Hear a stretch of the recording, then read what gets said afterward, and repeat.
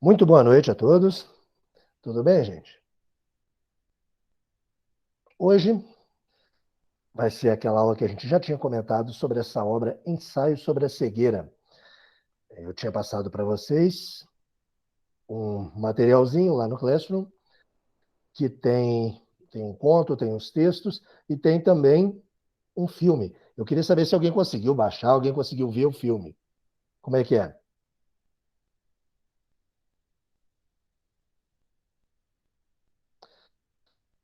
Respondendo aqui no chat, Isabela, consegui. Que bom,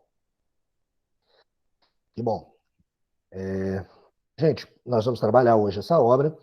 Quem não conseguiu ver o filme, no material que eu passei para vocês, tem um resumo de uma página inteira contando bastante da história do filme, tudo que vocês precisam saber para a gente poder trabalhar essa aula de hoje.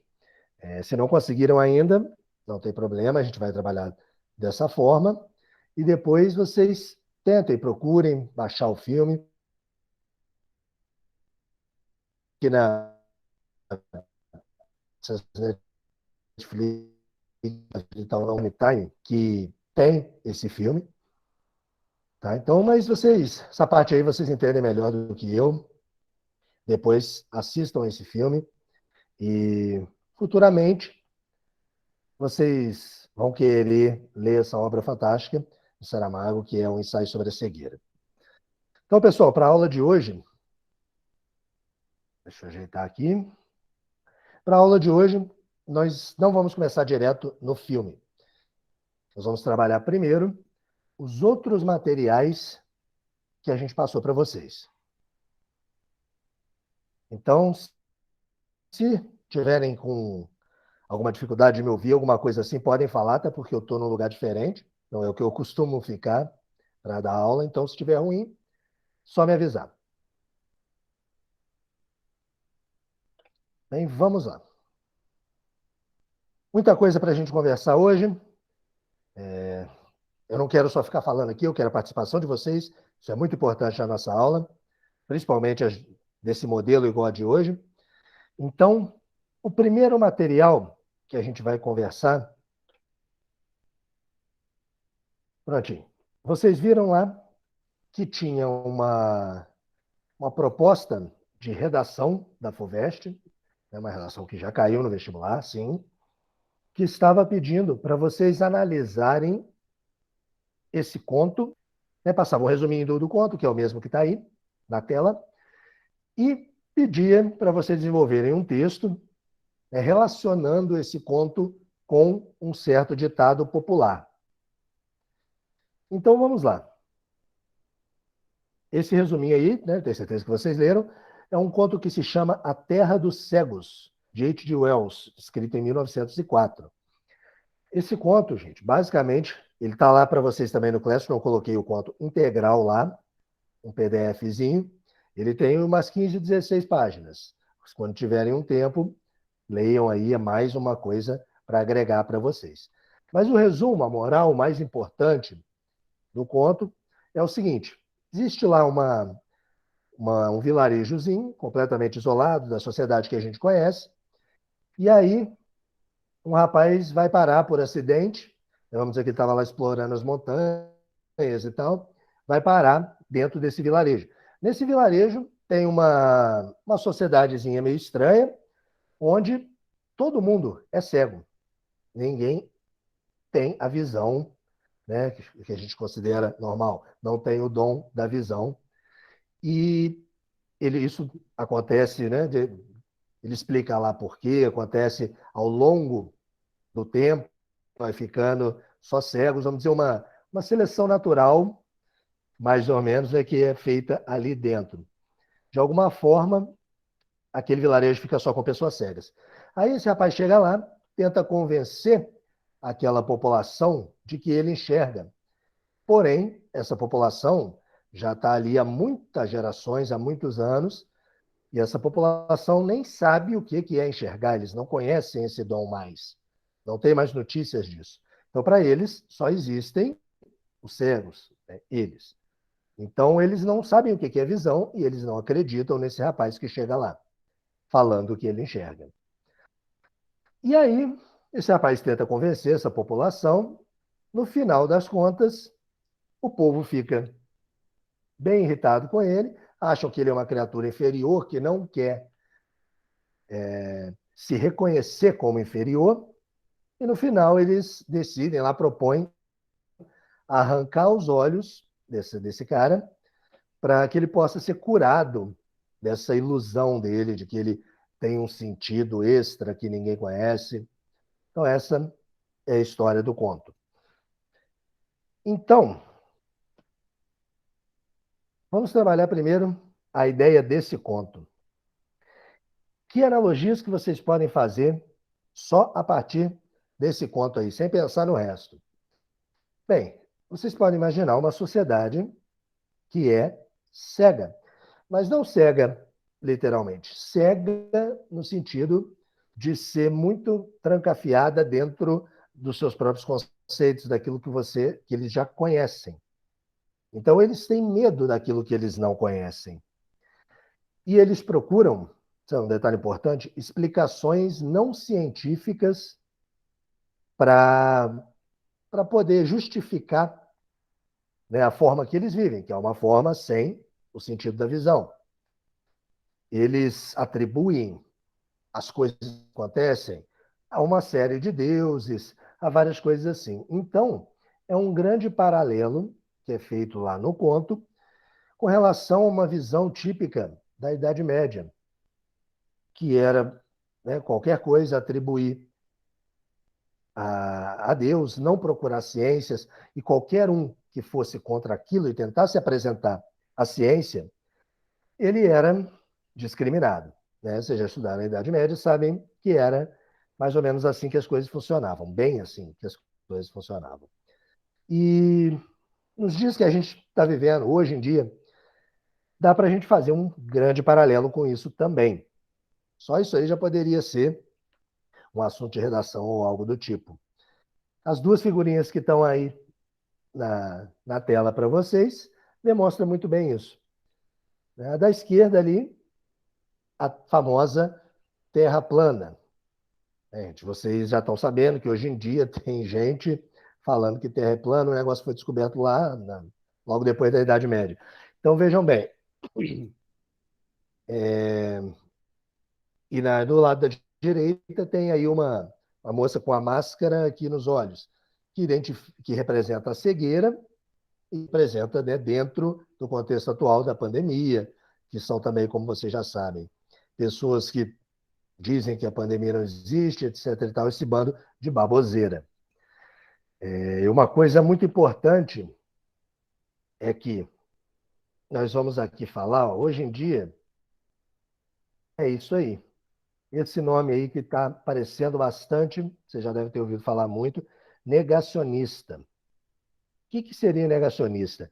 Bem, é alguém que, por pura ideologia, nega fatos comprovados, documentados cientificamente. E para isso, essa pessoa pode usar até uma série de coisas que ela pode até chamar de argumentos, até podem ser argumentos, mas argumentos contra fatos não existe.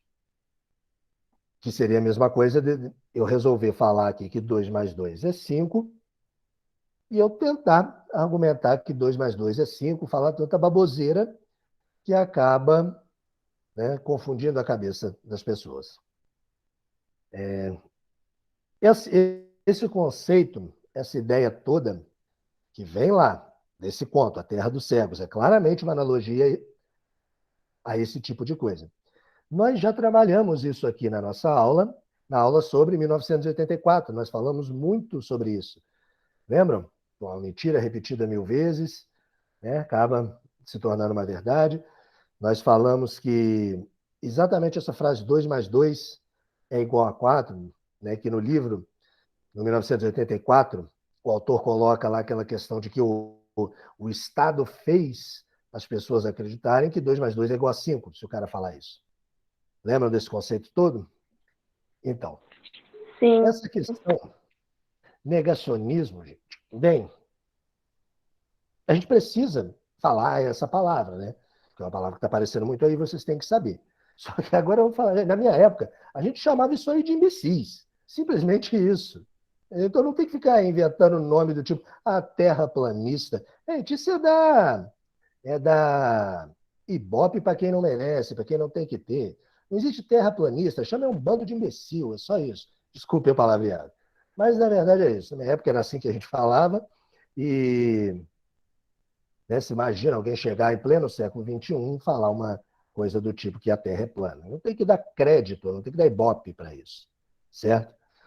Então, essa figurinha aí de baixo é uma bela piadinha com esse pessoal. Primeiro encontro de negacionistas, aí o cara lá, esse encontro não está acontecendo.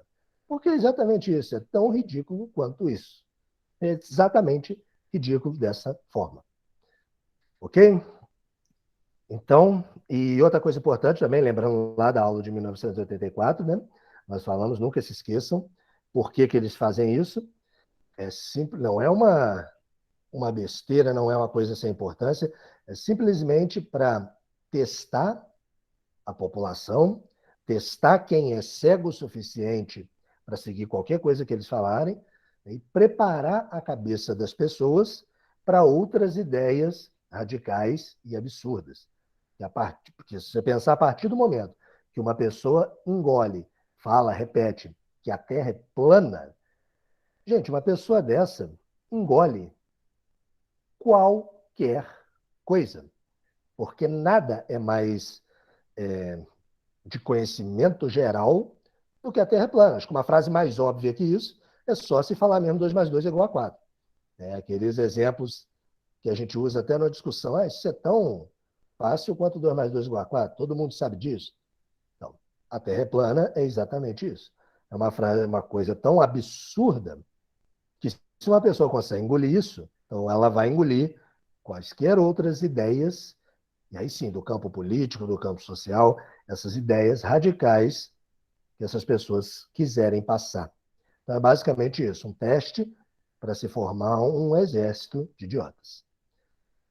Muito bem, vamos lá. Então, sobre esse conto,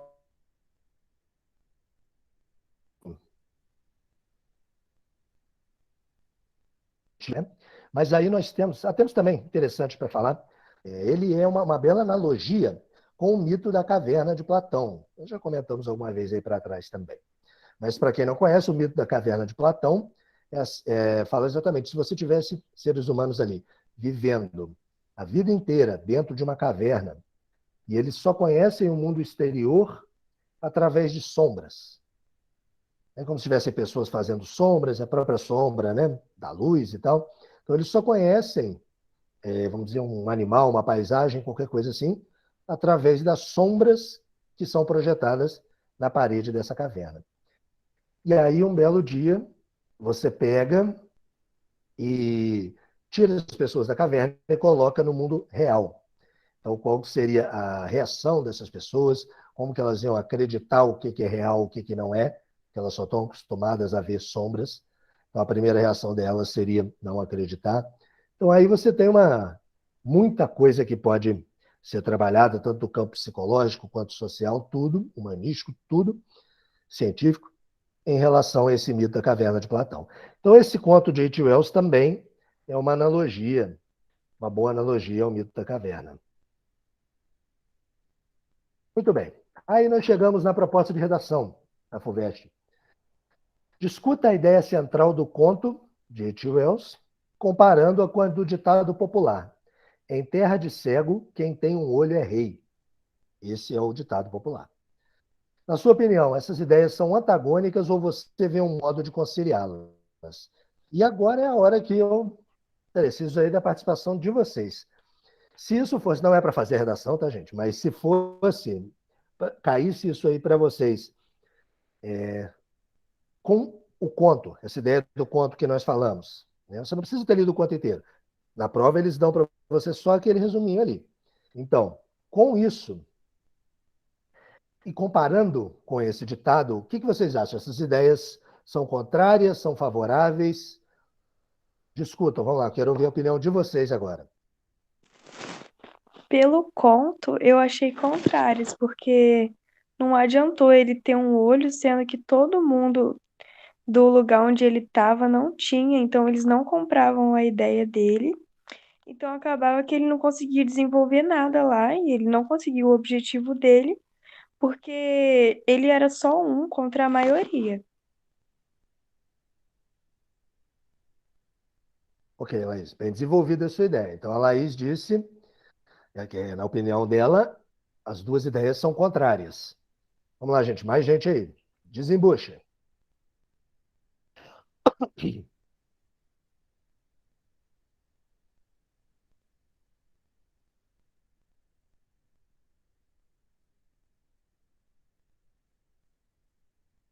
eu ver o chat. Pessoal, sem timidez, vamos lá. Mais gente, quero ouvir mais ideias. Alguém concorda com o que a Laís falou? Discordam? O que vocês acham? Eu sou, é, eu concordo com ela, mas assim, não tenho uma posição certa.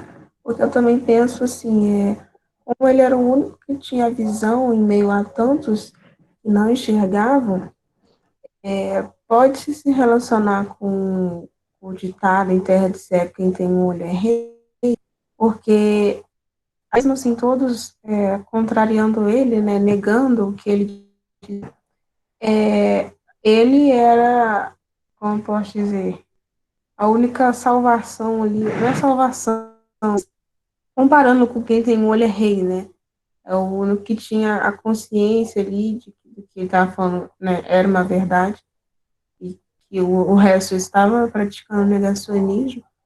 Então, eu tento ver também para essa lógica de que ele, mesmo não conseguindo, né, convencer os outros ali, mas ele ainda era o único que tinha consciência, né, do que era real, de fato, né. Tainá, a sua fala ficou bastante cortada, tá?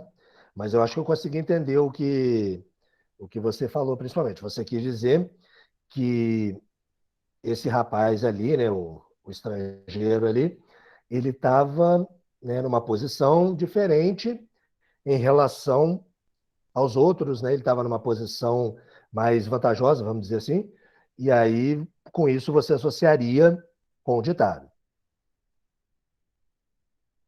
Certo? Foi isso mesmo que você quis dizer?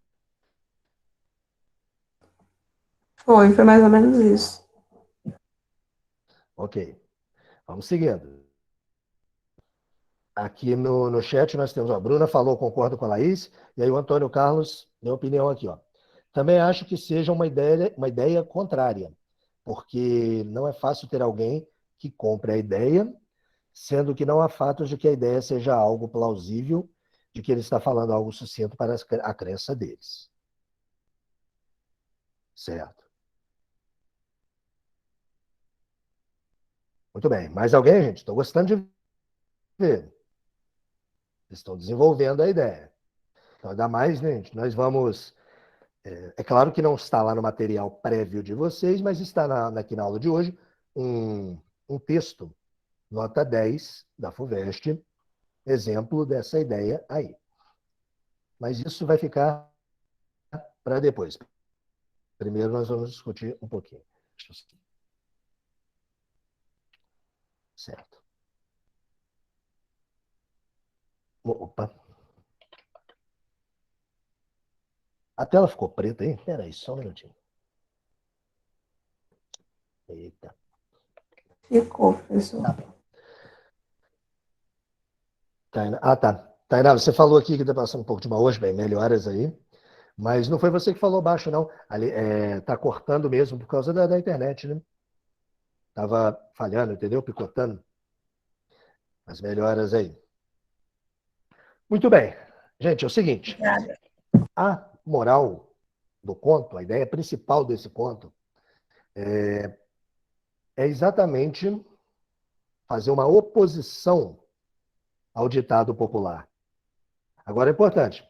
Tainá, por exemplo, se você quisesse seguir pelo outro caminho, não é que é proibido, né? Não é uma questão de marcar X que só tem uma resposta certa. Na redação, você tem ali um espaço grande várias linhas para você desenvolver a sua ideia. Então, você teria que desenvolver a sua ideia. Ok? Você teria que usar exemplos para mostrar, né, essa, essa vantagem, né, da pessoa que tem um olho. Porque a moral, gente, a interpretação do conto em si, do conto, é exatamente fazer uma oposição ao ditado popular. Em terra de cego, quem tem um olho é rei. Lá no caso, o rapaz tinha um olho, sim, como a Tainá até comentou também. Ele estava, sim, numa posição ali de vantagem. Ele tinha uma coisa que os outros não tinham. Só que ele não virou rei por causa disso. Muito pelo contrário. Ele foi, ó, arrancar, na verdade aqui, né? Arrancaram os olhos dele. Então ele foi punido por ter uma vantagem. As pessoas, a sociedade não comprou as ideias dele, como vocês mencionaram, e com isso ele tinha um olho, sim, ele tinha algo que os outros não tinham, só que os outros eram muitos e ele era um só. Então, com isso, ele não conseguiu ensinar as outras pessoas, ele não conseguiu ajudar, pelo contrário, ele foi discriminado e ele foi punido. Ok? Então, a principal ideia aí é fazer isso. O que a banca espera de você é que você utilize exemplos, né, e argumentações para falar exatamente isso. Que nós também já trabalhamos aqui um pouquinho dessa ideia. Lá atrás, lá na primeira aula, naquele vídeo de música, lembra que a gente inaugurou o conceito de distopia e tudo? O que tinha naquele vídeo? Vocês lembram que tinha lá um monte de pessoal com a cabeça baixa, né? Um ambiente escuro, e de repente acende uma luz em cima de um deles, e aí os outros vão lá e espancam ele. É exatamente a mesma ideia. Então, tudo isso vai contra o ditado popular de que em terra de céu quem tem um olho é rei.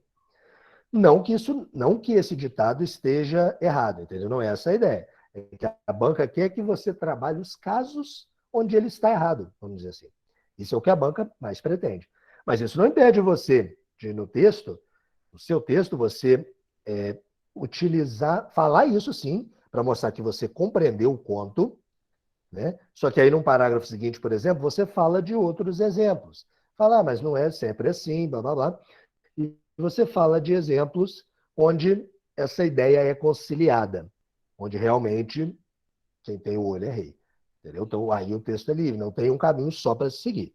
Só que tudo que você for fazer tem que estar muito bem explicado, muito bem argumentado, de forma lógica, objetiva e com exemplos.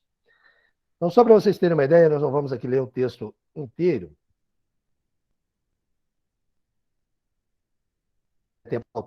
Mas tem aqui, para vocês prestarem bastante atenção depois, o que é um texto nota 10. Aí você, nossa, professor, esse texto aí está muito doido. Gente, esse texto aí está muito doido mesmo. Ó, o cara só não é 20 porque não pode dar 20, porque senão seria 20. Então, nota 10. Aí você fala, nossa, mas eu só vou tirar uma nota alta se eu souber tantos negócios assim, tantos exemplos. Não, claro que não. Não é isso. Mas isso é só um exemplo de um texto realmente excelente, muito rico de exemplos. Então, nesse texto, o aluno fala ali de Sócrates, que foi obrigado pela sociedade ateniense, né, por causa das ideias dele, ele foi punido. Fala de Giordano Bruno, que foi punido porque dizia que a Terra era apenas um planeta. Ele passa por Darwin, que até hoje é incompreendido, tem pessoas que não gostam das ideias dele. Ele chega até, nos dias mais atuais, com Oscar Arias, ex-presidente da Costa Rica e Nobel da Paz. Olha onde o cara vai nos exemplos dele.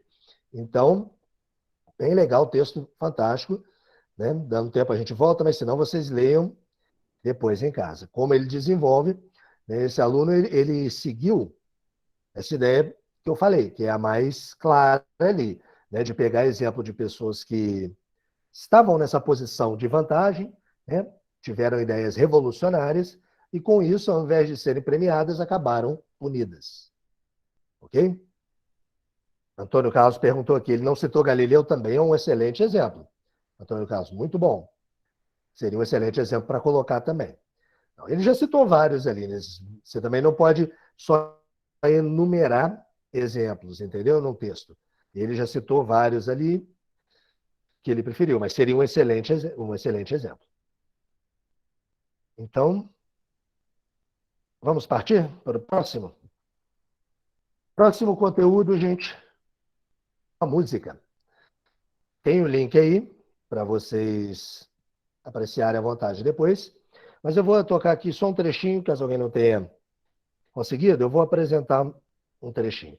Vamos só ler primeiro a letra, que acho que não vai dar para ficar os dois na tela ao mesmo tempo.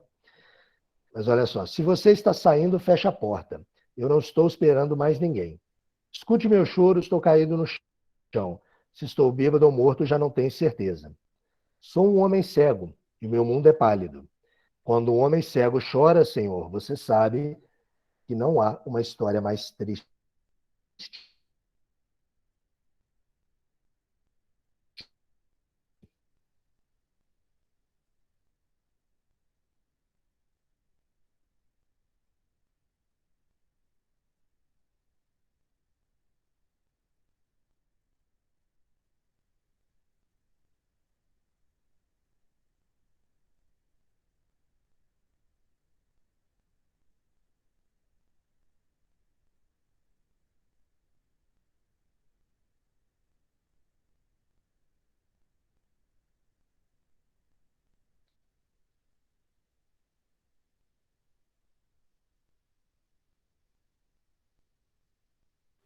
Eu também não tô ouvindo nada, não.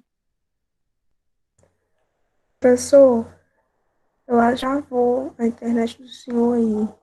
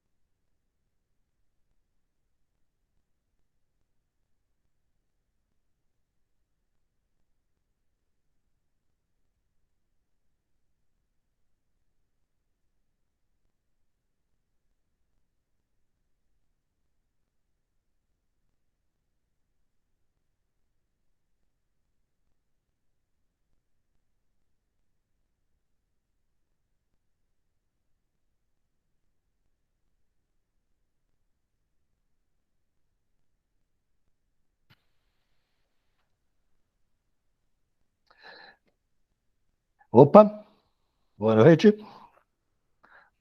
Sentiram a minha falta? Sim, Pessoal, professor.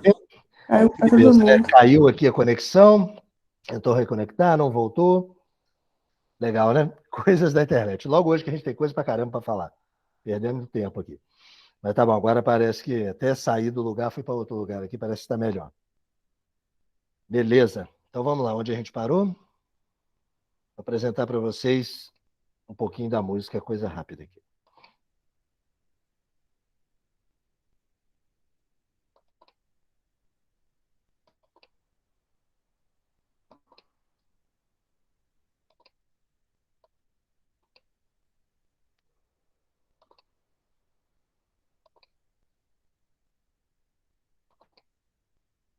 Pronto. Vamos ver se vocês estão ouvindo aí direitinho.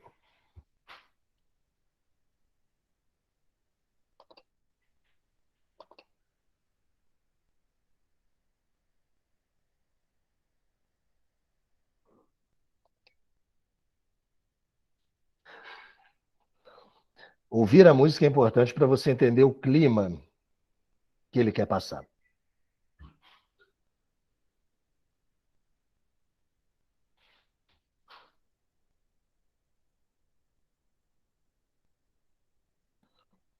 2 minutinhos.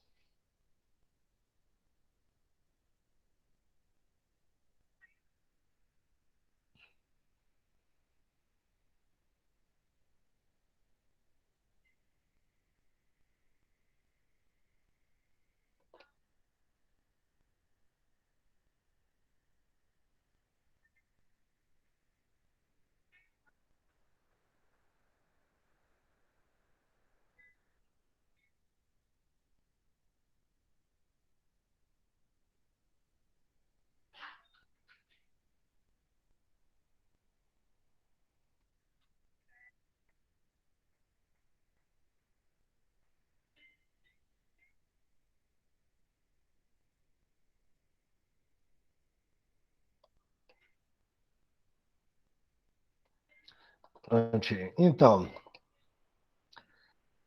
conseguiram ouvir? Professor, pra mim ficou tudo branco, não apareceu nada. Já ia Professor, até para mim perguntar se você já também. tinha começado a música, Ah, mas o ficou som tudo não branco. rolou?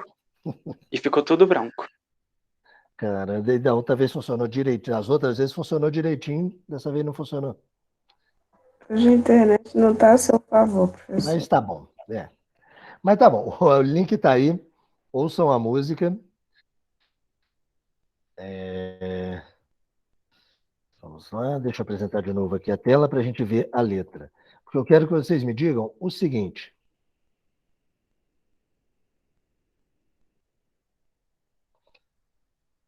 É,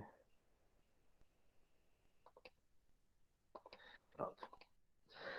Com a letra dessa música, depois vocês vão ouvir, eu quero que vocês me digam agora o que vocês têm de ideia, né, lendo isso aí. O que parece para vocês? É, social, sentimental, triste, feliz? O que vocês interpretam assim de cara com relação a essa música? O que a gente pode dizer dessa letra? Ah, ela é bem cólica, né? Melancólica, muito boa palavra, sim. Mais alguma? Que outros conceitos vocês falariam sobre ela? O que a música passa?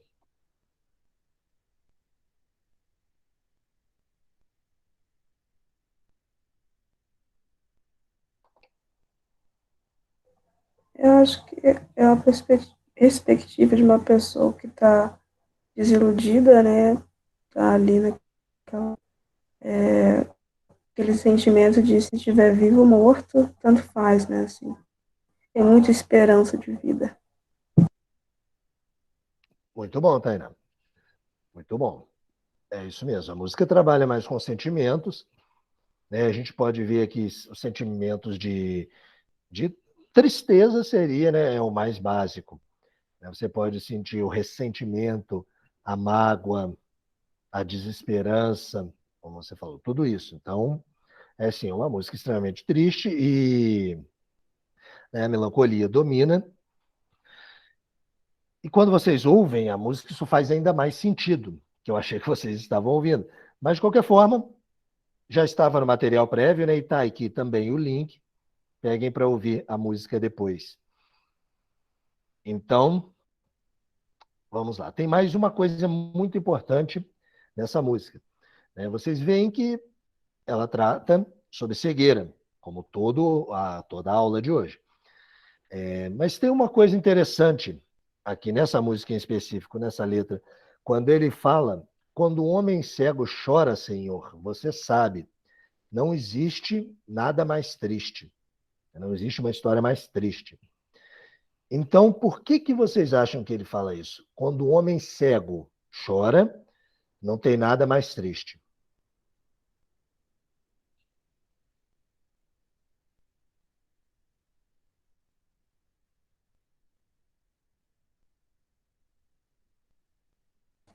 Eu não sei se eu estou entendendo errado, mas olhando esse trecho, parece que o que ele quis dizer é que, assim, quando o cego chora, ele não está vendo alguma coisa, ele não chora no superficial, né? É a alma dele, o interior, algo mais profundo, né, que está causando ele chorar. Eu não sei, tá certo. Isso, a ideia do mais profundo é corretíssima, isso mesmo, mais profundo. Agora, vamos também um pouquinho além, mais um passo.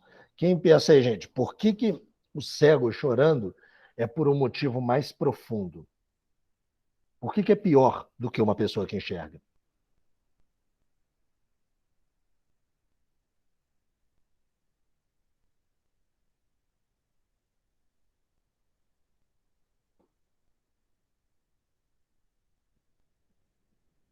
Ideias? Não? Bem, pensem o seguinte: como, imaginem vocês, né, sem o dom da visão, como que tudo seria muito mais difícil. Né? Então, a vida de uma pessoa portadora de necessidades especiais, e principalmente de um sentido, né, que uma pessoa sem um sentido tão importante quanto a visão, com certeza ela passa por muito mais dificuldades.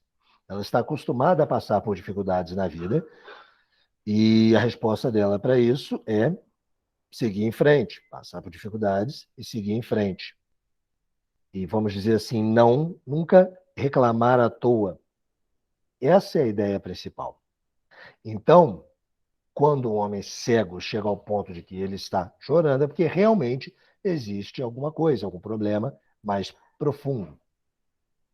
Entenderam? Então é isso que ele fala. Quando o homem cego chora, Senhor, você sabe, não há nada mais triste. Exatamente porque ele não estaria chorando à toa, ele não estaria reclamando à toa. Ok? Entendida a ideia? Essa é a ideia principal da interpretação dessa música. Essa é a frase, o verso principal dessa poesia. Quando o homem cego chora, não tem nada mais triste. Então, gente, não deixem de ouvir depois. Se der um tempo, até coloco no final de novo. Mas já está indo no material para vocês. Porque também já está, né, aqui a nossa explicação, a reflexão que nós acabamos de fazer. A pessoa cega está acostumada a passar por mais dificuldades, seguir a vida e reclamar menos. Por isso, seu choro é mais profundo. Agora nós vamos entrar, de fato, em ensaio sobre a cegueira. E, né, pega um pouquinho de cada um desses materiais que a gente já tratou e vai além. Ensaio sobre a cegueira, um livro fantástico de José Saramago, escrito em 1995.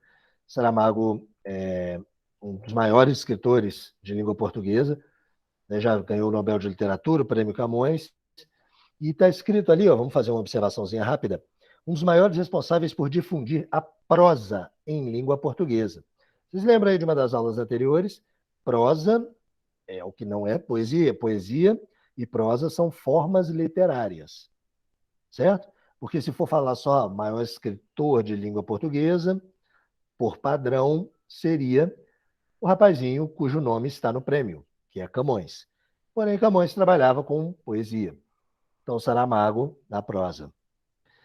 Ele tem um estilo, que é o estilo desse livro, Ensaio sobre a Cegueira, acabou marcando, né, o estilo dele de escrita, com um recurso de pontuação que não são muito convencionais. Nós vamos ver mais para frente como e por que ele usa isso. A escrita dele é fluida, não tem pontuação. Então, é legal assim, você pegar um livro desse do nada para ler, óbvio que é uma obra fantástica, mas pode ser complicado de compreender. Entendeu? Aquilo que nós também já falamos em outra aula. Às vezes você não vai até pegar, não vai gostar muito. Então, o filme, primeiro, já é um filme de Hollywood. Vamos aqui. O filme, Ensaio sobre a Cegueira, é um filme padrão Hollywood, porém dirigido pelo brasileiro, Fernando Meirelles, que fez Cidade de Deus.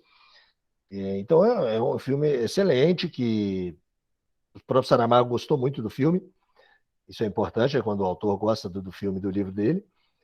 E o filme vai deixar vocês assim de uma forma que você vai ter vontade de conhecer o livro. Então, depois de você assistir a um filme desses, que não presta um desserviço, né? Pelo contrário, ele ajuda você até a querer ler o livro depois, mesmo sendo um livro difícil de ler. Ele não é fácil.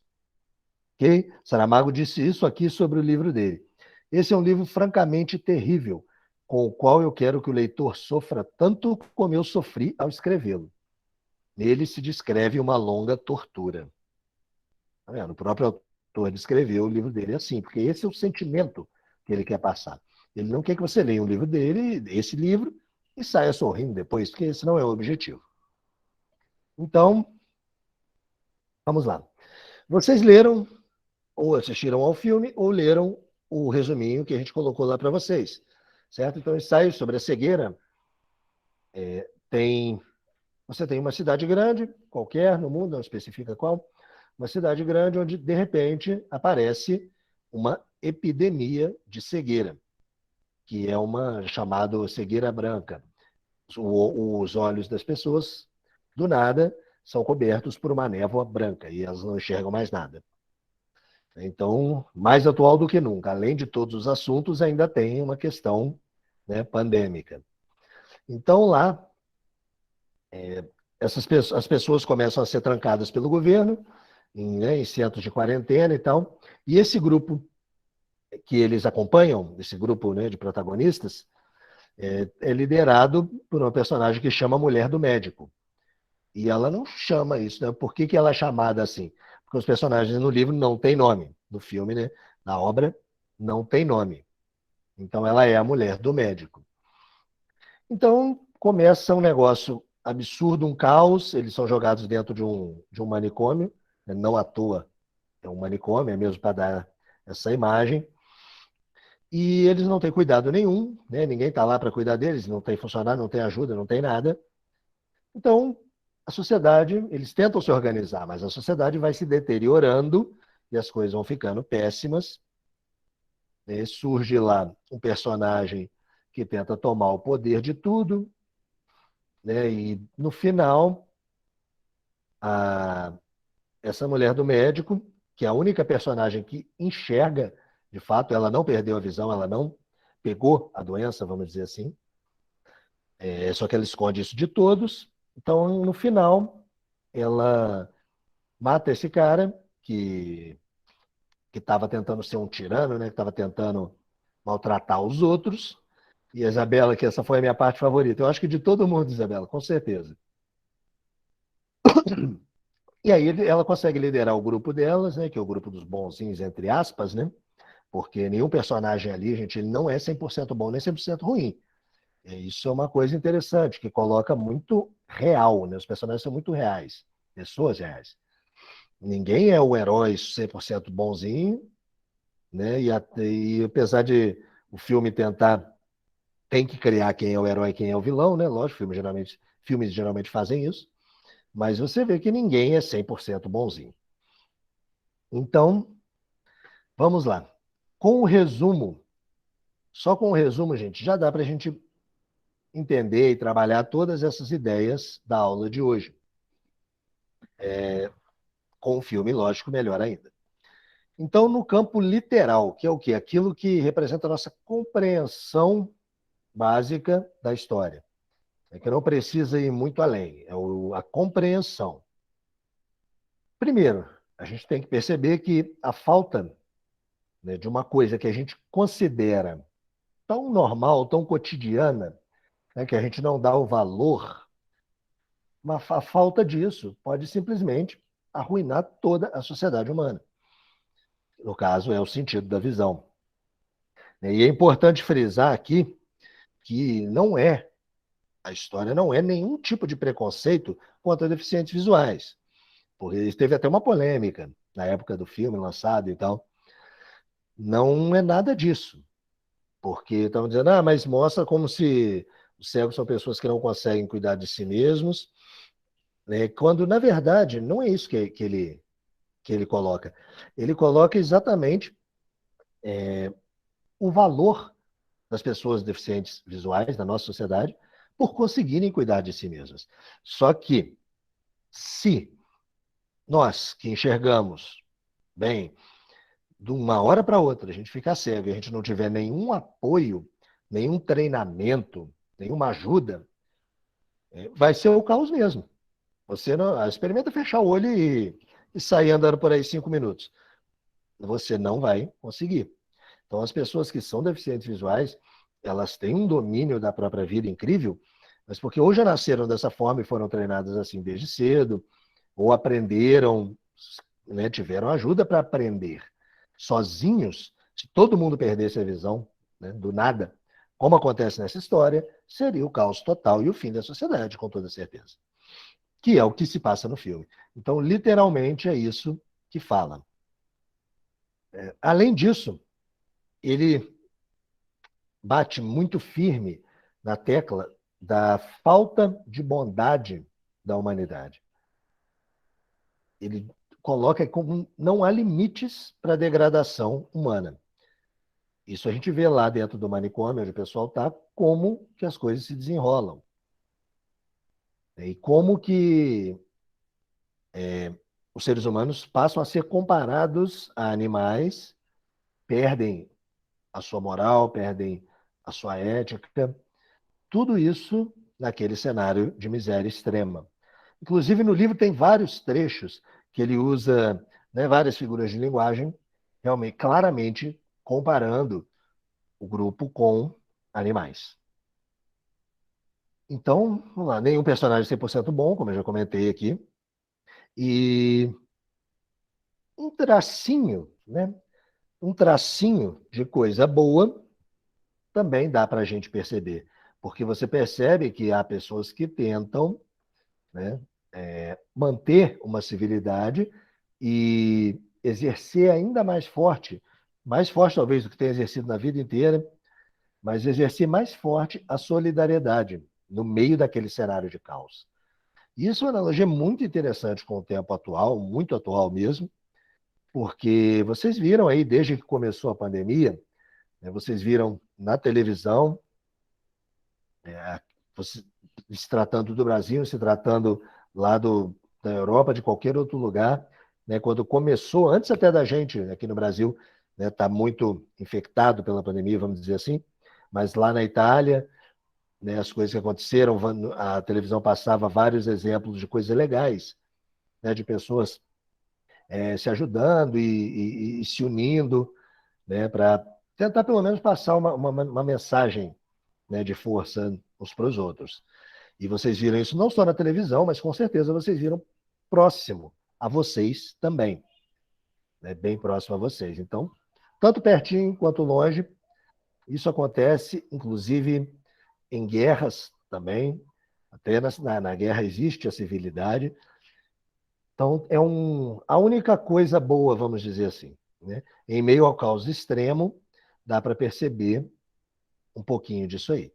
E aí fica uma reflexão, que essa eu não vou responder, é simplesmente uma reflexão mesmo, se nós precisamos ser cegados para cooperar com os outros. O que significa isso? Será que nós precisamos chegar a um momento extremo como uma pandemia, né, como a nossa pandemia, ou como uma guerra, para daí sim você passar a olhar, né, e perceber os outros, exercer a solidariedade e tudo mais. Mas isso é uma reflexão nossa aqui. Ele claramente tem essa ideia no livro também, porque por causa disso aqui. Por causa do mais importante, né? Vocês hoje já estão aqui quase, já estão no segundo semestre da aula de interpretação e vocês já são craques. Então, é claro, gente, que não é só aquilo ali. Aquilo é o campo literal, aquela é a compreensão básica da obra, né? Aquilo é o que está na nossa cara, mas tem também o implícito, o metafórico, tem aquilo que é a interpretação. Então, jogando aí para a experiência de vocês, para a interpretação de vocês. Vocês conseguiram pegar essa ideia? O que vocês acham que significa essa cegueira? Essa epidemia de cegueira? Será que é só mesmo a visão? É claro que não seria, né? Quero saber de vocês. Vocês perceberam? O que vocês conseguiram entender de uma forma geral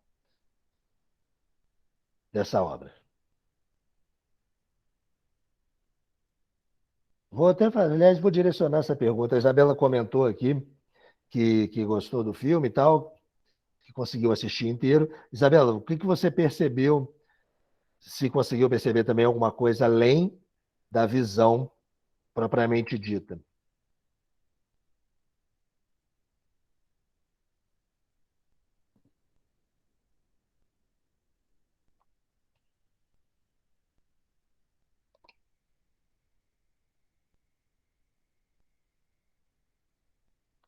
Acho que ela não me ouviu. Deixa eu ver.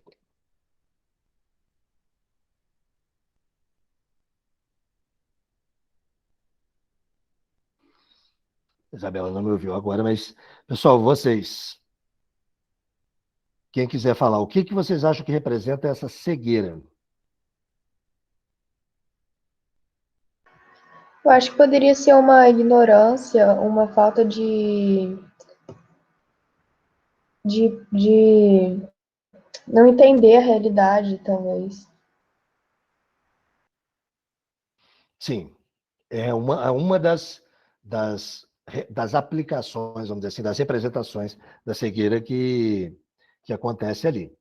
Mas tem um foco, Laís, tem um foco um pouquinho maior essa cegueira, essa ignorância, essa falta de compreensão da realidade, sim, mas tem um ponto que ele quer focar mais com isso. É uma ignorância em relação a quê, principalmente, vamos dizer assim. Consegue imaginar? Pelo que eu percebi, eles perderam, junto com a visão, uma noção de ética também, né? Certo, sim, eles perderam depois. Eles perderam. Mas o mais legal, gente, o mais interessante é que no livro ele faz esse paralelo o tempo inteiro. É essa frase que está aqui, ó. Vamos lá. Por que foi que cegamos? Não sei. Talvez um dia se chegue a conhecer a razão. Ah, sim, é isso aqui, como é o trecho do livro, vocês podem perceber que não tem a pontuação, só que são duas pessoas conversando. Então, quando tem a letra maiúscula, é porque troca, né? Uma pessoa para a outra falando, certo? Essa é a característica típica aí da escrita do Saramago. Então, é como se fossem os dois personagens que conversando. Então, um fala, por que a gente cegou, eu não sei. Talvez um dia se chegue a conhecer a razão. Aí o outro, você quer que eu te diga o que eu penso? Aí o outro, diz, penso que nós não cegamos, penso que estamos cegos. Aí o outro, cegos que veem, cegos que vendo não veem. Então, esse é um trecho muito bonito, está mais lá para o finalzinho mesmo da história. É um trecho muito bonito, muito interessante, que mostra, sintetiza bastante o raciocínio e a ideia do Saramago nessa obra, que ele quer colocar ali que não foi a epidemia, né, que ele criou, não foi essa epidemia que fez as pessoas perderem, né, a, a, a civilidade e tudo. E a ideia central é que a sociedade é cega, está cega. Só que é óbvio que não é uma cegueira de visão, né? Aí é a metáfora que ele usa. Mas essa cegueira que ele quer discutir é a cegueira do ser humano muito preso em si mesmo e não conseguindo enxergar o outro, não conseguindo enxergar o próprio planeta. Ele fala isso algumas vezes, né, destruindo o planeta sem perceber, sem se importar e principalmente sem se preocupar com o próximo. Então, algumas palavrinhas aí que estão diretamente ligadas ao conceito central da obra, conceito principal da obra, que é essa cegueira. A cegueira aí representa egoísmo, narcisismo, arrogância, futilidade, exploração, consumismo, ignorância de mundo e de realidade, falta de empatia, importante, insensibilidade, indiferença e desprezo pelo próximo. Então, isso é a cegueira que o Saramago está discutindo. Esse é o conceito da cegueira. O ser humano preso dentro de si mesmo, tão preso que não consegue nem enxergar o mundo ao seu redor. Porque isso não aconteceu por causa da tal pandemia. A pandemia é o que ele, né, o recurso criativo que ele utilizou, né, para poder desenrolar a história, mas a cegueira que ele quer discutir é uma cegueira já própria do ser humano, uma cegueira que já está dentro do ser humano. Basicamente é isso. Essa é a ideia central do livro.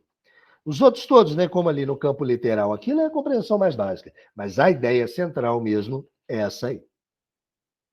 Ok, pessoal? E aí vem aonde, na história, onde que você consegue perceber expressões dessa cegueira?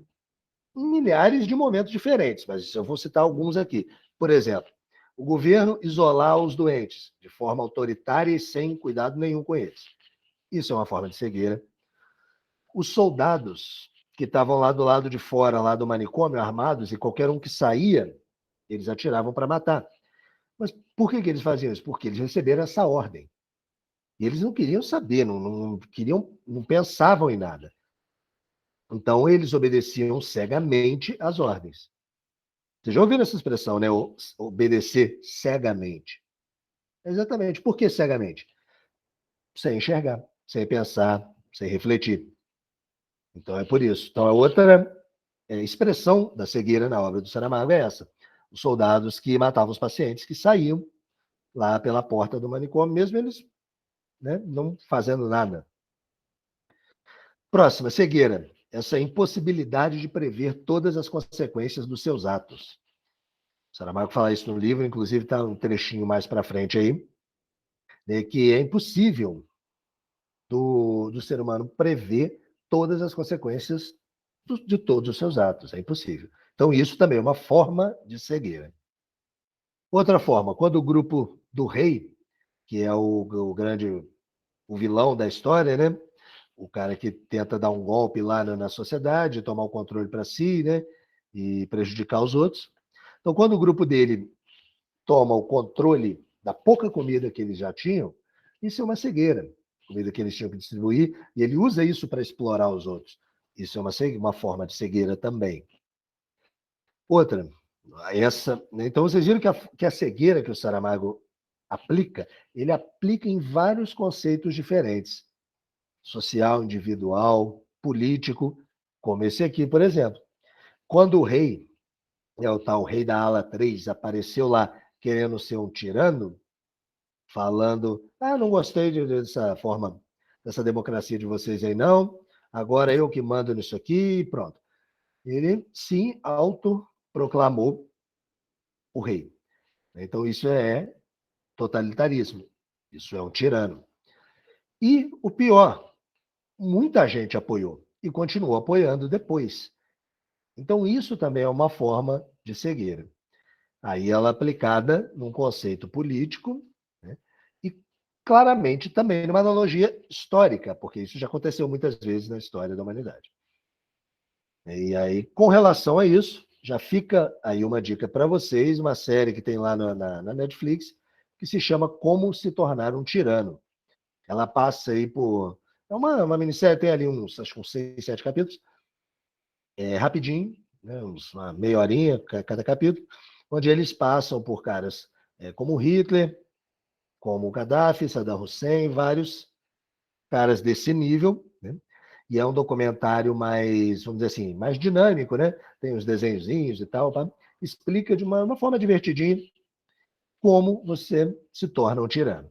E aí você vai reconhecer lá, quem conseguir assistir, vai reconhecer não só essa obra de ensaio sobre a cegueira, como Ideias de 1984 e de várias outras coisas que nós já discutimos aqui, que vocês aprendem nas aulas de história. Só fazer um parênteses aqui, o Antônio Carlos comentou aqui no chat, tem também a frase que o amor é cego. Sim, inclusive isso também é tratado no filme. Antônio Carlos, tem dois personagens que eles... Isso eu, por exemplo, nem coloquei isso lá no resumo. Não está descrito no resumo, senão ia ficar muita coisa.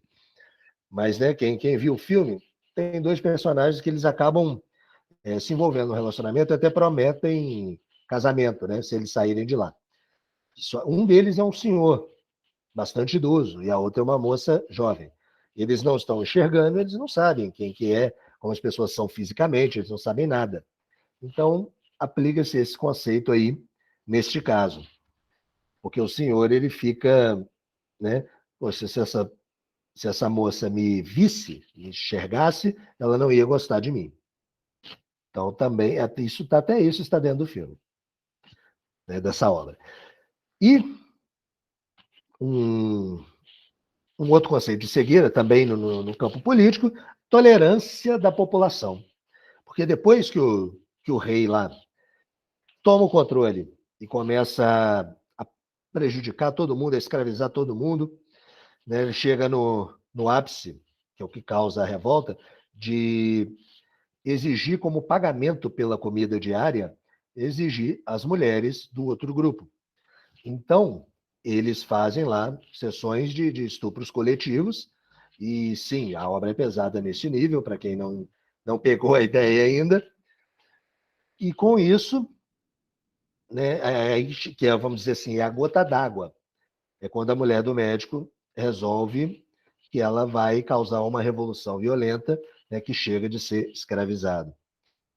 Então, fica aí a questão, né, sobre esse ponto, sobre essa cegueira específica. Até quando o ser humano aceita ser escravizado? A história nos mostra. Aí para vocês alguns exemplos históricos de que funciona assim durante um tempo. Né? Se um tirano escravizar, funciona. Chega uma hora que não vai funcionar mais. Essa é uma das também que o Saramago coloca nessa obra, né? Que foi a mulher do médico tomou essa decisão, né? E nem sempre esse tipo de revolta popular, nem sempre elas são pacíficas, certo? Elas são pacíficas enquanto a situação toda é pacífica. Mas depois que a opressão é extrema e já se passa muito tempo, não é possível mais, ou pelo menos impossível eu não vou dizer, mas é muito improvável, é muito difícil conseguir alguma mudança por meio da paz, de conversa. E aí o pessoal parte para o pau mesmo. Então é isso que tem aqui na história, alguns exemplos, né? Uns mais pacíficos, outros mais violentos. O primeiro aqui na esquerda, vocês estão vendo, é a queda do Muro de Berlim. Aconteceu, obviamente, né, em Berlim, Alemanha, no final da década de 80, 1989. No centro, uma das fotos mais emblemáticas de todos os tempos, que é a foto desse rapaz parado na frente de uma fila de tanques, que aconteceu na Praça da Paz Celestial, na China, né, em protesto a um massacre que aconteceu lá. Isso em 89 também. No cantinho direito aqui, lá em cima, a Primavera de Praga. A famosa aconteceu na antiga Tchecoslováquia em 68, quando eles estavam protestando contra a invasão, a opressão do governo soviético na Tchecoslováquia. Tchecoslováquia que depois disso se dividiu e virou dois países, né, que são até hoje, que se chamam, um é República Tcheca, cuja capital é Praga, e a outra é a Eslováquia, cuja capital é Bratislava, que, por curiosidade, a Primavera de Praga, na verdade, não começou em Praga. Começou mesmo em Bratislava. Mas Praga é uma cidade muito maior, era mais importante tudo, e foi onde, né, tudo explodiu mais, conhecida Primavera de Praga. O Antônio Carlos comentou aqui, essa foto do tanque, eu me lembro de uma mulher fazer isso, a da China que você está falando, né? Olha, esse rapaz que está aí na foto, nessa foto, né, coincidíssima e tal, é uma pessoa que ela nunca foi identificada. Não se sabe quem é, não se sabe paradeiro, não se sabe nada sobre essa pessoa. Isso também é legal. Agora, a foto do tanque que você está falando, não sei se refere ao mesmo episódio. Dessa mulher fez uma passeata e depois sumiu. Podem ter sumido com ela, sim, com toda certeza. Mas, lógico, quem faz isso sabe dos riscos, mas adiantou, vamos dizer, isso ficou para a história. E com certeza incentivou outras pessoas, como, né, você vê vários exemplos, o ato, né, de um acaba insuflando a multidão. Você tem mais aí alguns exemplos aqui no cantinho esquerdo, Primavera Árabe, essa mais recente, lá para 2010, 2012, que foi contra a opressão do governo, aconteceu dos governos, né, extremamente tirânicos, que aconteceu em vários países ali do norte da África, do Oriente Médio, em vários lugares ao mesmo tempo. Ficou mais famoso aí pela questão da Líbia, do ditador Muammar Gaddafi, que tem lá naquela série da Netflix que eu comentei para vocês. Embaixo aí, essa cheia de fogo, foi o Euromaidan, mais recente na Ucrânia, 2013, 2014, por ali, que começou como uma simples manifestação, né, de estudantes e tal, na Praça Central de Kiev, na Ucrânia, onde eles queriam, as pessoas estavam querendo uma maior aproximação da Ucrânia com a União Europeia e menos com a Rússia de Putin. Aí, obviamente, como quase sempre acontece, o governo autoritário foi lá e sentou o pau no pessoal, mas aí o pessoal também não deixou barato e botaram fogo na cidade toda e começaram a quebrar tudo e tiraram o presidente, né? Tem lá, está no contexto lá da Guerra da Crimeia, anexada pela Rússia, né? Vamos dizer assim, uma das mais recentes, né? Não vou chegar ao ponto de dizer guerra, né? Tem lá a Guerra da Crimeia, não deixa, é uma guerra, está acontecendo uma guerra. Mas em relação às manifestações no centro, em Kiev, foi uma revolução, praticamente, civil. Tiraram o presidente, né, e resolveram mudar os rumos da Ucrânia. Que, devagarzinho, devagarzinho, as coisas vão indo. Não estão muito boas para eles, não, mas, né, até por causa da Guerra da Crimeia. Mas aí é assunto para mais profundamente para a aula de geografia de vocês. Próximo, direta já no Brasil, 83, 84, está ali, as passeatas.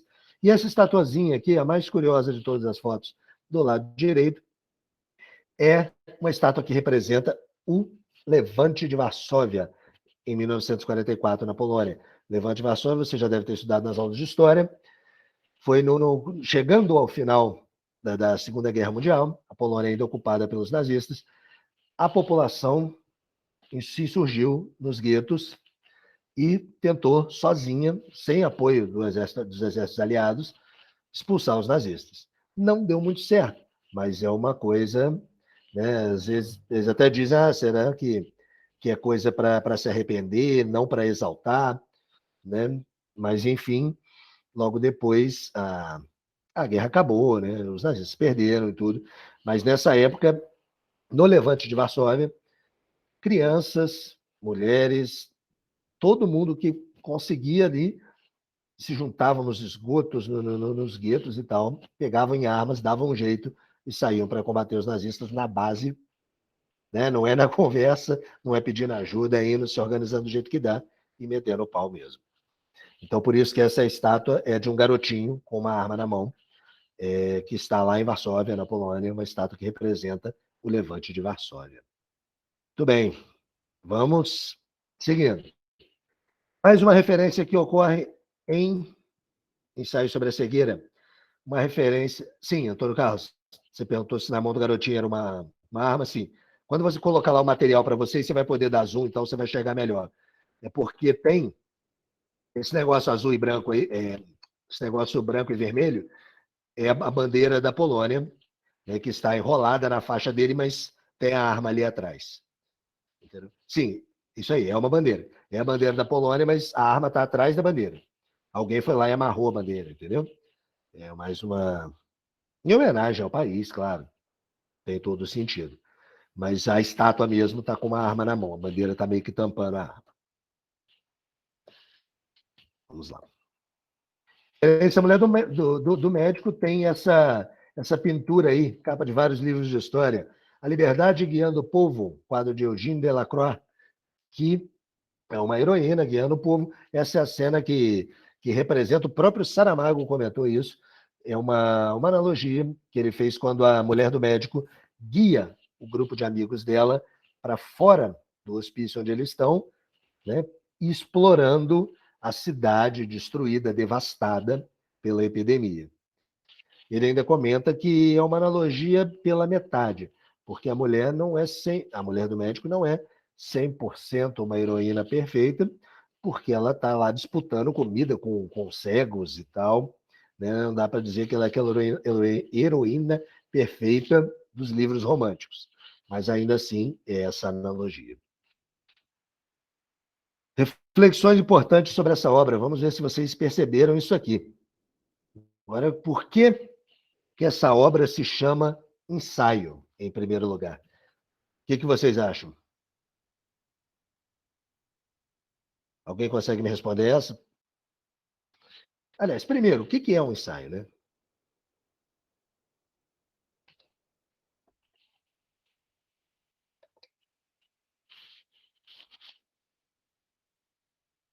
Alguma ideia? Nada? Antônio Carlos, ensaio eu sempre penso em... Opa, sumiu? Antônio Carlos disse aqui no chat, ensaio eu sempre penso em um modo de interpretar ou de estudar um texto. Bem, Antônio Carlos, ensaio, você pensa, sim, porque é quase isso, porque o ensaio é um gênero textual que ele trabalha com análise, com uma interpretação do autor sobre algum contexto. Uma análise crítica, muito partindo para o lado da filosofia, né? Ou da ciência. Então, o ensaio é mais ou menos isso. Então, ensaio, teoricamente, não se aplica a um romance, né? Então, esse livro é um romance, é uma história fictícia, né? É uma ficção que o cara cria, tenta transformar a história, contar toda uma história. Então, por que ensaio? Gente, mas é exatamente porque ele representa uma visão crítica do autor sobre problemas do mundo real. Ele conta uma história, sim, mas o tempo inteiro, naquela obra, ele faz uma análise, o tempo inteiro. Ele parte, né, para a filosofia, para a análise político-social. Então, por isso que ele resolveu nomear sua obra de ensaio sobre a cegueira. Mas a 2 é melhor ainda. Por que vocês acham, que representa o fato dos personagens do livro, do filme, os personagens não terem um nome? Eles não são chamados pelo nome deles, não têm nome. Claro que eles têm nome lá de batismo deles, mas na obra, né, não é falado o nome de ninguém. Os personagens são o médico, o senhor que mancava, a menina de óculos escuros, a mulher do médico. Por quê?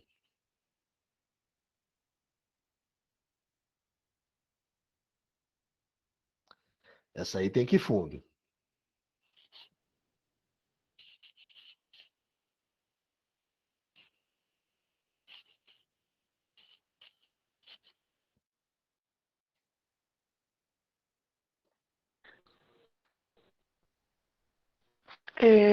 Assim, penso que ele não citou nomes para não ficar algo específico, porque como ele queria generalizar algo que a sociedade vive, a sociedade pratica, então eu acho que talvez seja esse sentido de querer colocar que independe da posição social, do que a pessoa é, enfim, independe do perfil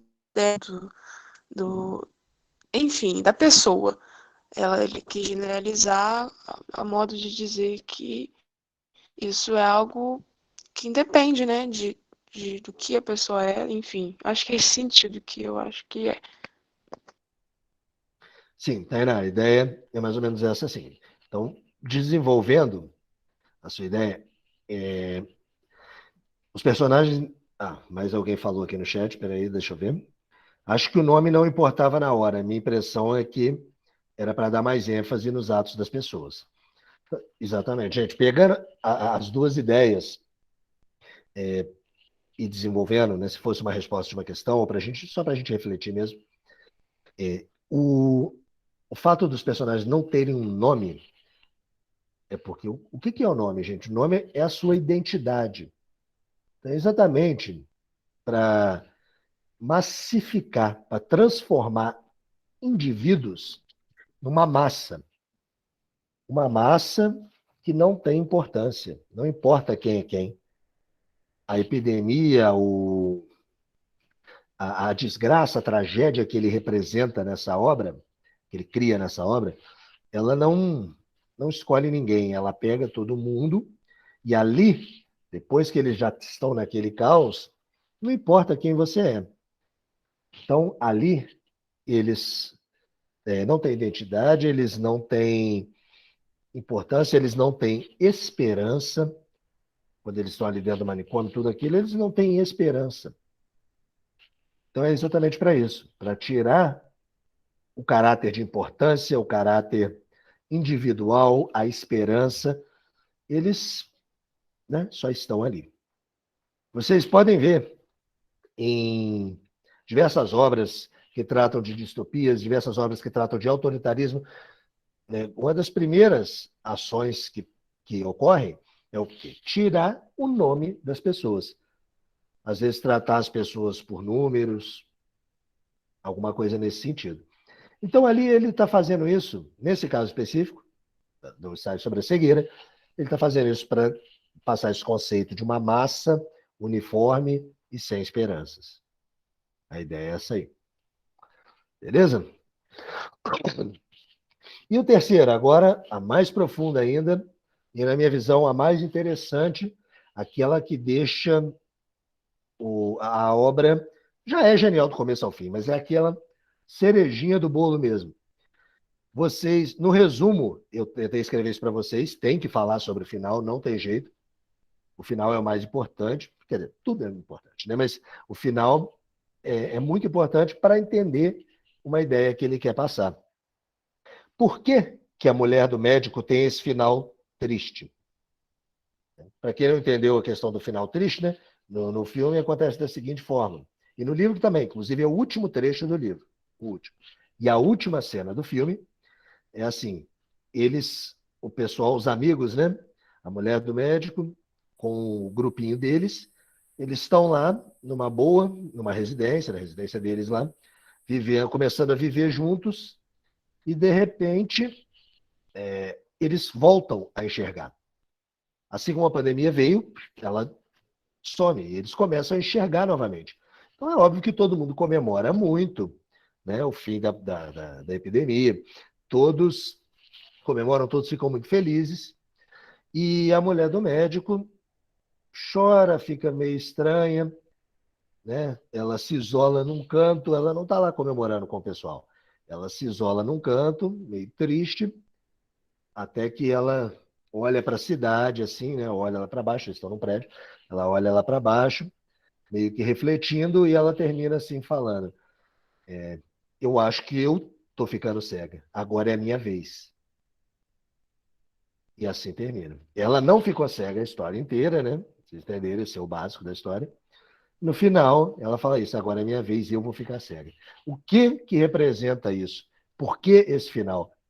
Foi só uma ironia para contar uma historinha? Claro que não, né? O que vocês conseguem entender disso aí? Essa é a mais funda.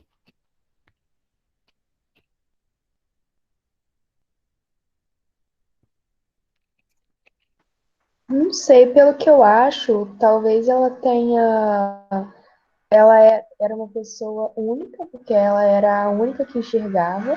Então ela se sentia especial por isso. E quando todo mundo voltou a enxergar, ela se sentiu mal porque ela não era mais especial. Mas muito bem, muito bem. A ideia é exatamente essa. Só tem um pequeno detalhe aí que, né, para a gente refletir, se você fosse escrever uma questão, por exemplo, tem que cuidado com as palavras, que é o seguinte: o fato ali, se você falasse que ela era especial só dessa forma, Parece que você está querendo dizer que ela tinha uma vantagem física sobre os outros, que é a visão, e que ela gostava de ter essa vantagem física sobre os outros. E não é isso. Não é isso. Isso aí estaria errado. Na verdade, ele o tempo inteiro, na obra, ele vai contra essa ideia. Nós vamos falar daqui a pouquinho. O fato é que... Mas então, por quê? Mas por que eu disse que a sua ideia está certa, então?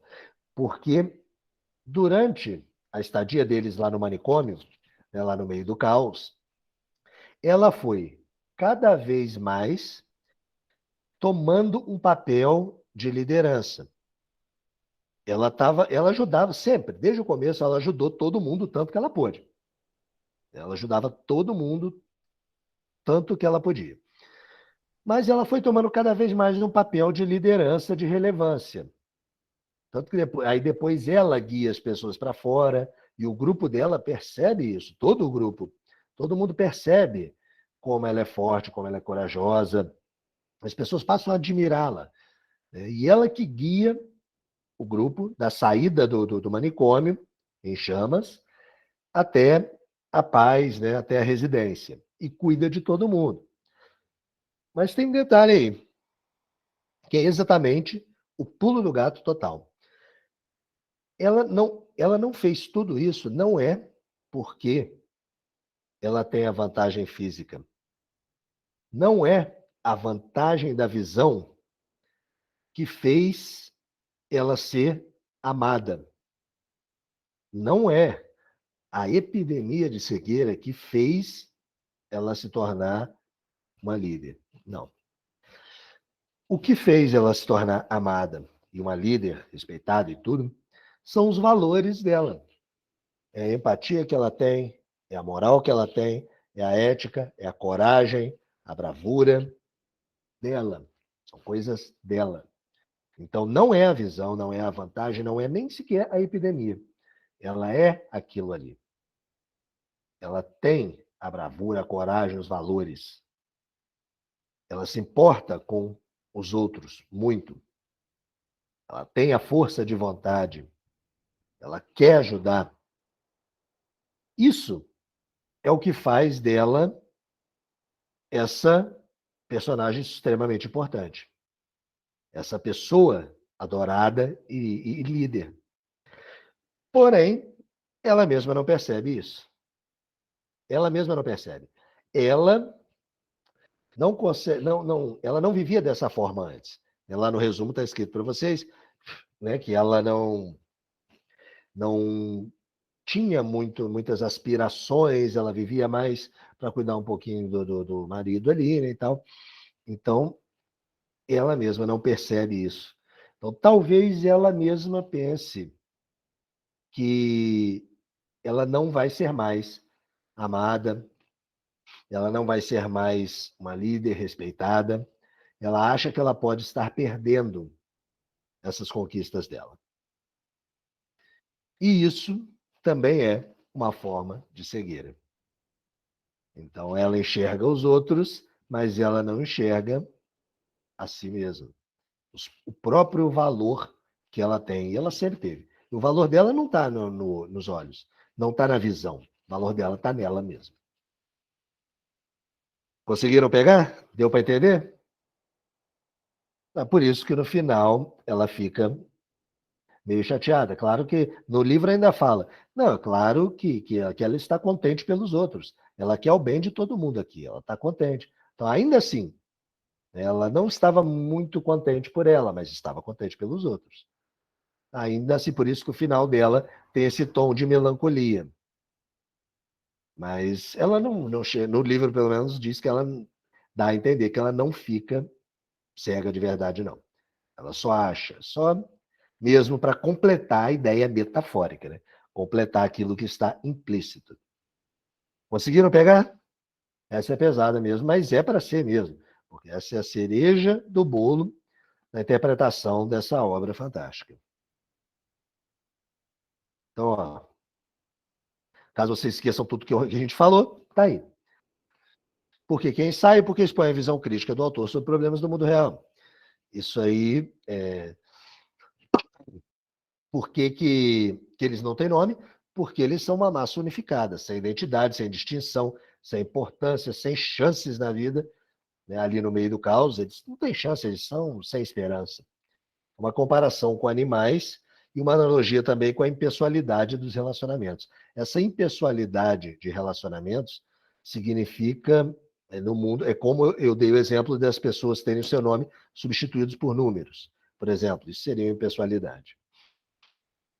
E a terceira é isso aí, ela tem medo do futuro, tem medo da solidão, ela tem medo de perder o amor, a admiração de todo mundo que está ali, né? Só que não foi a epidemia que a tornou uma líder adorada, mas sim seus valores de caráter, ética, força de vontade, coragem e empatia. Por isso ela acha que vai ficar séria. Beleza, gente? Então esse é o desfecho genial de uma obra genial. E o filme trabalha muito bem. Esse é um filme excelente. A atriz principal é a Julianne Moore, que é, né, premiadíssima, conceituadíssima. Ela não precisava falar. Vocês assistindo o filme, vocês veem o que é uma atuação de gala. O que é uma atuação de uma atriz nota 1000 mesmo.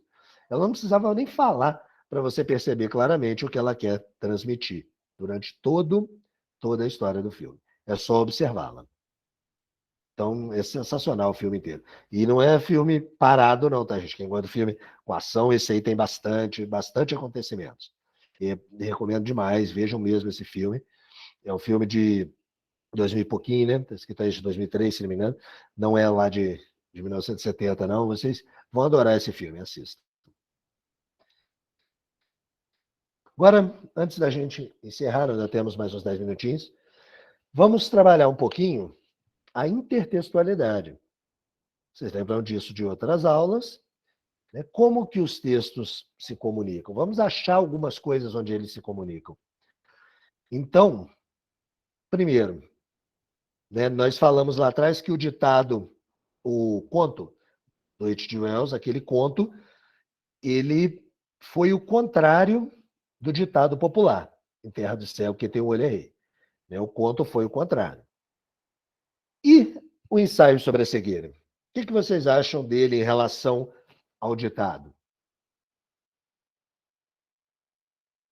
Vocês acham que dá para dizer, né, com base nessa história, que a mulher do médico se encaixa nesse ditado? Em terra de céu, quem tem o olho é rei? Sim, não. E por quê? Com base em tudo que o senhor explicou e ficou explícito das atitudes, da importância da mulher, né? Que não ficou. Aí eu acho que agora sim, né? Eu acho que a gente pode comparar como conseguir se encaixar nesse ditado, eu acho.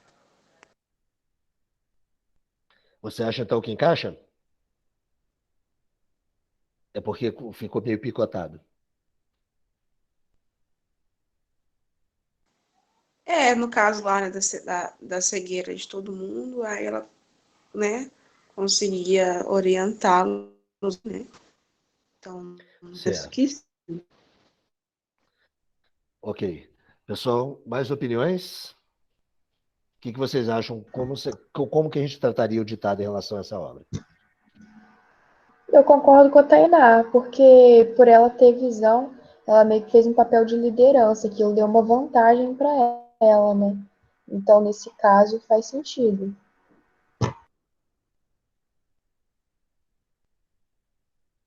Certo. Mais alguém?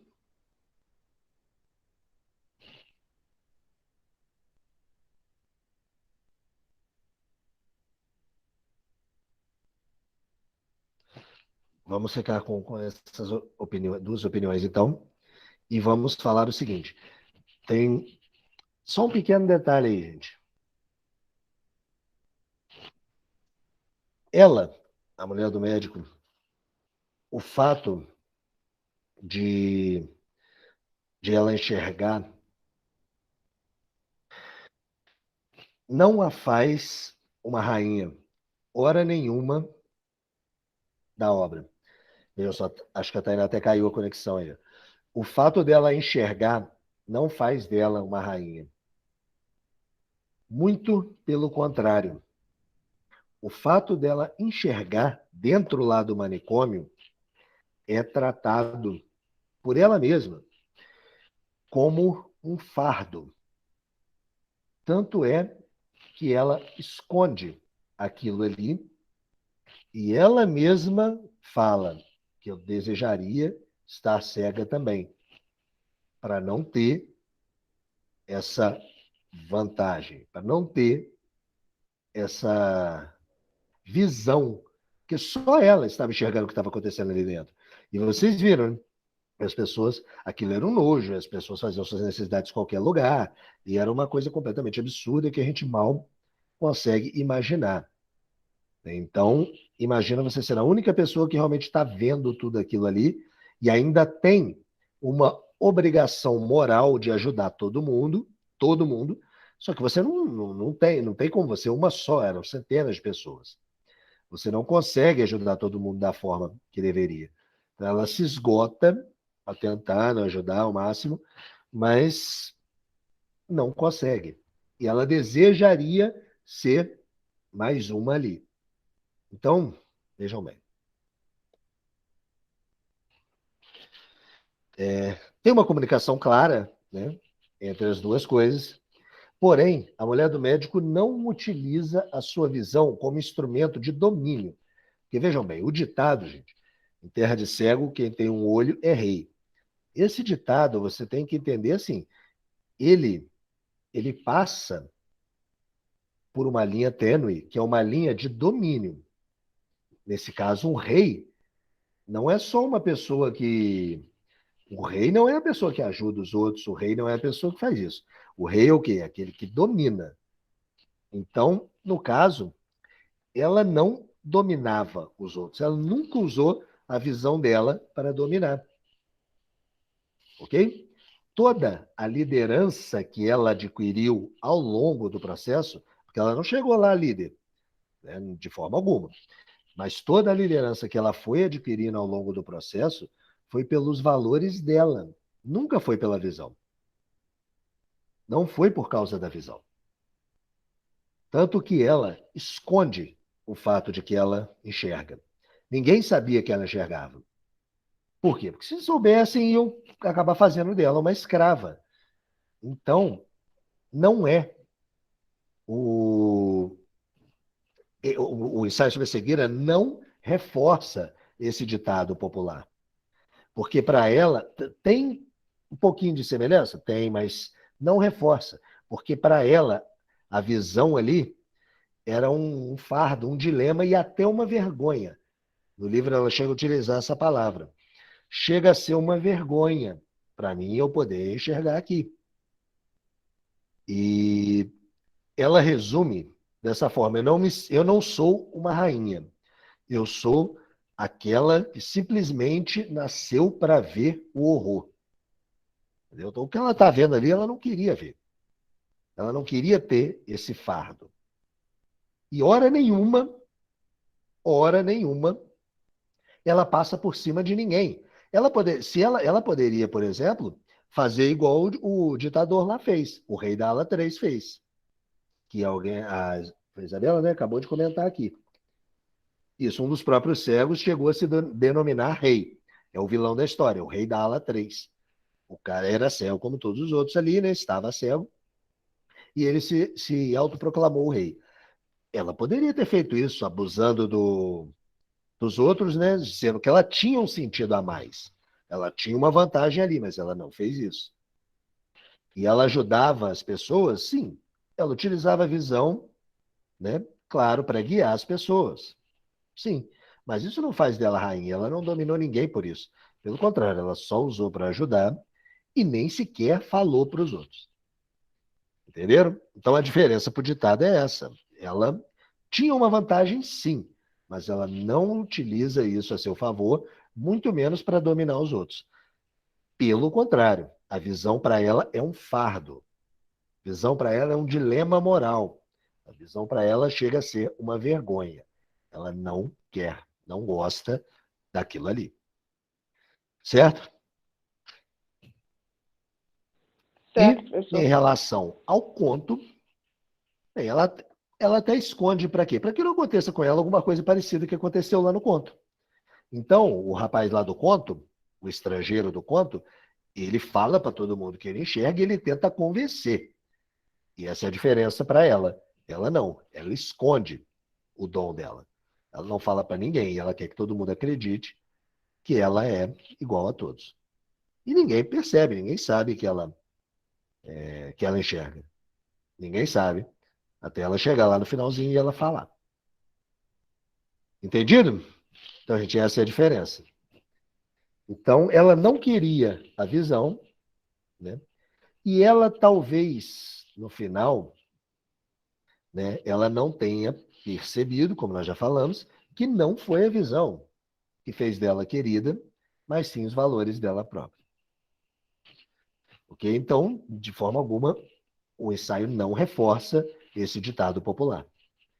Pelo contrário, a mulher se tornou adorada, se tornou admirada, porque por causa dela própria, por causa dos valores dela, não da visão que ela tinha mais. Beleza? Então, esse livro, essa obra é pegadinha assim mesmo.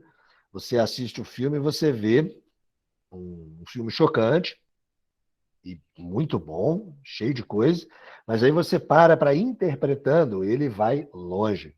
E realmente é um ensaio. Ele vai longe, ele tem muito para filosofar. Né? E a gente pode usar isso aqui numa aula de interpretação, a gente está dando uma passadinha geral, né?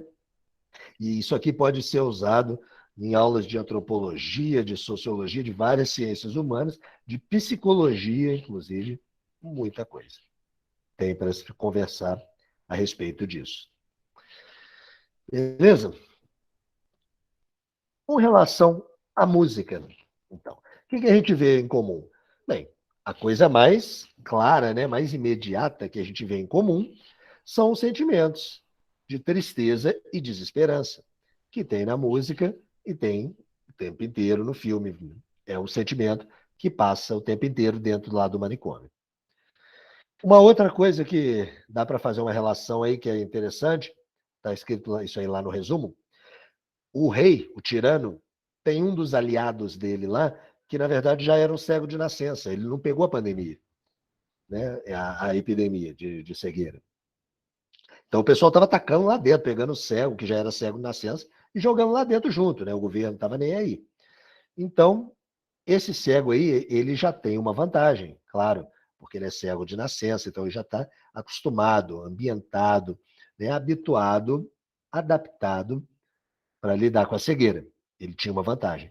E aí o pessoal lá do grupo do médico chega para ele e fala: pô, logo você, que é cego de nascença, o cara fala: pô, um cego de verdade, né, entre aspas, um cego deveria entender o que é empatia e decência humana. Então isso conversa perfeitamente com a ideia da música, né? De que o sofrimento do cego é pior porque ele passou por muitas dificuldades e tal. Então, esse cego lá não tinha essas características aí, porque ele ficou do lado do tirano.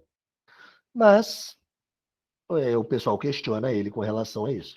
E esse outro aí do tapa-olho aí é o que eu falei para vocês, que ele consegue lá, ele entra num relacionamento com uma moça que é bem mais jovem, e aí quando todos estão recobrando a visão no final, ele também fica mais quietinho na dele, ele não comemora, ele não gosta, porque ele acha que quando a amada dele puder enxergá-lo, que ele é só um velho, que ele não é bonito, esse tipo de coisa, né? E que ela não vai mais querer ficar com ele. E a epidemia, e ele já estava tendo catarata, ficando cego de verdade mesmo, antes da epidemia. Então a epidemia deixou ele em igualdade com os demais. Esse aí sim. No caso desse personagem aí, ele considera a visão uma coisa superior, ele não percebeu, né? E no final eles acabam dá-se a entender de que o amor é cego mesmo e eles vão acabar ficando juntos mesmo. Mas é só um personagem meio secundário, mas que tem. Não é um personagem secundário, mas tem essa importância aí, dessa questão da filosofia da epidemia ter deixado ele em pé de igualdade com os outros. E, né, melhorado a autoestima, talvez, vamos dizer assim. Então, pessoal, tem aqui 2 exercíciozinhos, não vai dar tempo da gente fazer. Eu até chequei já 5 minutos aí por causa do, né? Deu aquela caída na minha internet aqui. Mas tem 2 exercíciozinhos só para vocês, gabarito aqui no fim, porque onde dá para vocês terem uma ideia do estilo de escrita do Saramago. 2 exercíciozinhos, façam depois. Hoje nós vamos precisar encerrar. E um recado meu para vocês, não sei se já vai ser na próxima aula ou na outra, nós vamos ver.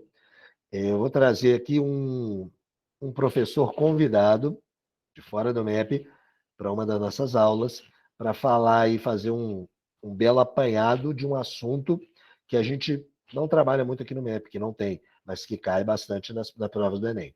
Então fiquem atentos aí, próxima aula. Não tem atividade prévia na próxima aula, tranquilo. Era só isso. Esse assunto é relativo à educação física e cultura. Ok, gente? Aspectos culturais. Mas mais relacionados à parte de educação física, que hoje cai bastante no Enem. Então é o seguinte, por hoje nós encerramos, o material está todo lá para vocês, logo logo eu vou postar esse material da aula de hoje e coloco de novo a atividade prévia também, porque o resumo já está lá, mas eu coloco de novo, não tem problema não. O resumo, né, o resumão do filme está nessa atividade prévia, não está nos slides da aula de hoje. Beleza? Meus queridos, muito obrigado pela paciência, muito obrigado pelo prestígio. Desculpa a internet que falhou hoje aí, perdeu uns 3 minutinhos, mas tá bom. Valeu, muito obrigado a todos. Um beijo do gordo e uma boa noite. Até a próxima. Boa noite, Obrigada. obrigada pela aula. Muito bom. Muito obrigado, gente. Eu que agradeço.